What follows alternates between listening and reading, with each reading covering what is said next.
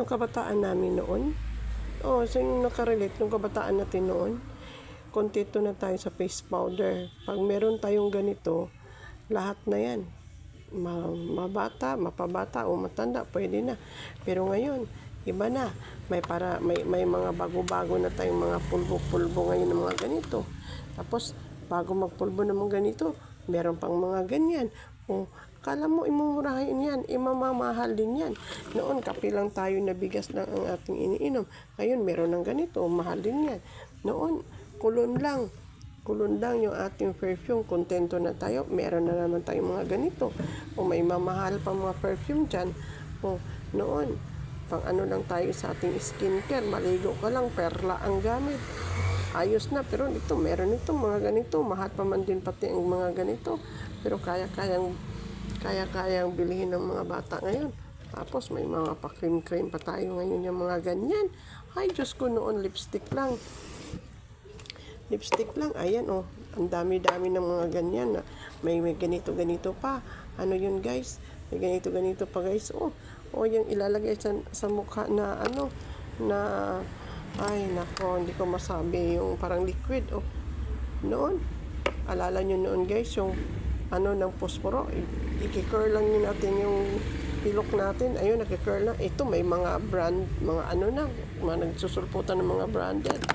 Noon, sigarilyo lang na crispy, okay na. Pero ngayon, ito, may mga beep na. Napaka-high-tech na. Dagdag din yun sa gastos. Noon yung ginagamit, simpleng lipstick na all around na. Pero ito ngayon, may mga bago na mga ganito. Ay, naku, makakaloka talaga itong mga tao ngayon. Noon, kontento na tayo sa Liberty o Milkmaid. Naging Bear Brand. Ngayon, meron ng mga ganito. Diyos ko, mahigit 3,000 itong inumin na ito. Ay, naku.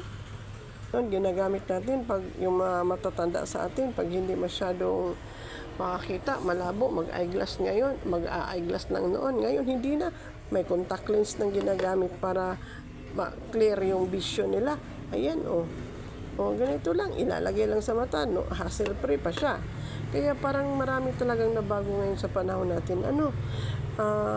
Mahal na ngayon, magastos, pero kayang-kaya sa bulsa. Noon, turuan lang natin yung mga anak natin ng mga ABCD, isulat, pero ngayon may mga high-tech na. Pipindutin mo lang yan. Pipindutin mo lang yan dito. Tutunog na yan. Magtuturo na siya kung ano ang babasahin nila. Ayan. Hindi na tayo mahirapan. Duyan natin noon. Sako lang. Pwede na. Ngayon.